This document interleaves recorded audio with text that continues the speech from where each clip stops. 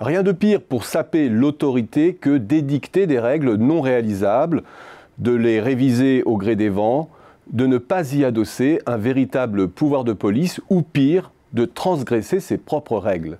C'est exactement dans cette situation que se trouve la Commission européenne et plus largement les institutions européennes aujourd'hui. Ces dernières traversent une crise d'autorité sans précédent. Prenons les règles budgétaires. Sur le papier, tout va bien. Pour qui, à l'œil rivé sur l'objectif des 3%, la Commission, non sans peine, a repris les choses en main. En 2018, plus une seule économie ne devrait dépasser les 3% et la zone euro, en moyenne, avoisinera moins 0,6% de déficit. Belle preuve d'autorité en apparence, mais en apparence seulement, car le pacte de stabilité, ce n'est pas seulement la règle des 3%. C'est un ensemble de règles bien plus intrusif lorsque l'on est à plus de 60% de dette publique.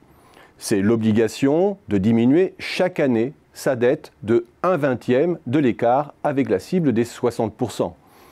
C'est un solde structurel qui doit être supérieur à moins 0,5% du PIB pour les pays dont la dette excède 60%. Et enfin, c'est l'obligation de procéder à un ajustement de 0,5 points de PIB par an pour revenir dans les clous en termes d'objectifs de déficit structurel de moyen terme. Considérons maintenant les 12 principales économies de la zone euro. Sur ces 12 pays, seuls 4 respectent la cible des 60% de dette. L'Irlande n'en est plus loin, mais sur la base d'un PIB dont on sait l'hypertrophie. Et la moitié des pays flirtent ou dépassent les 100%. Sur ce groupe de pays, qui n'est pas dans la cible de dette, lesquels respectent la cible de déficit structurel de moyen terme à moins 0,5% du PIB. L'Irlande, avec les réserves que j'ai émises, et la Grèce. Et combien tentent à l'horizon 2020 d'y coller au rythme voulu par la Commission, de 0,5 points de PIB par an? Aucun. Alors certes, il y a la désobéissance assumée et spectaculaire de l'Italie. Mais il y a aussi la résistance ou l'hétérodoxie plus discrète de 5 autres poids lourds, la France, la Belgique, l'Espagne, le Portugal et l'Autriche.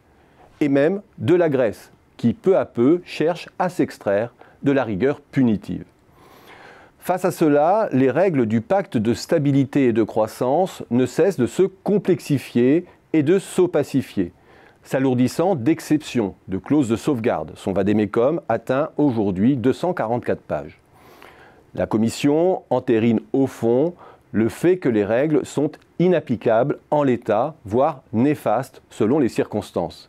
Et les règles budgétaires européennes n'engagent finalement que ceux qui y croient.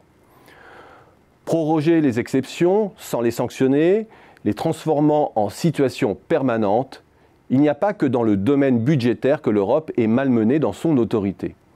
Celui de la libre circulation des citoyens est emblématique, à l'instar des accords de Schengen, qui depuis la crise des migrants ne cessent d'être bafoués et menacés par un effet domino. On pourrait encore évoquer la politique des quotas, qui devait répartir les réfugiés depuis 2015.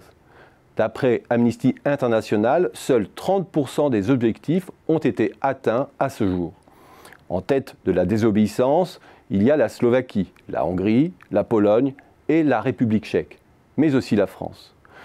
Que dire encore de l'impuissance de la Commission face aux atteintes aux droits de l'homme qui menacent de plus en plus les principes fondateurs de l'UE? Là encore, la liste s'allonge. Hongrie, Pologne, Roumanie, Slovaquie, Malte et peut-être demain l'Italie. Pour parachever le tout, il y a l'ingérence soft, mais borderline du point de vue des traités, de la Commission, main dans la main avec la Banque centrale, concernant la conduite des réformes structurelles. Tout cela crée un nouvel espace d'intrusion contestable et contesté. Et peut-être et surtout la grande impuissance de l'Europe à organiser une réponse coordonnée et crédible face aux menaces montantes, qu'elles soient sécuritaires ou commerciales, et porte finalement l'estocade à son reliquat d'autorité.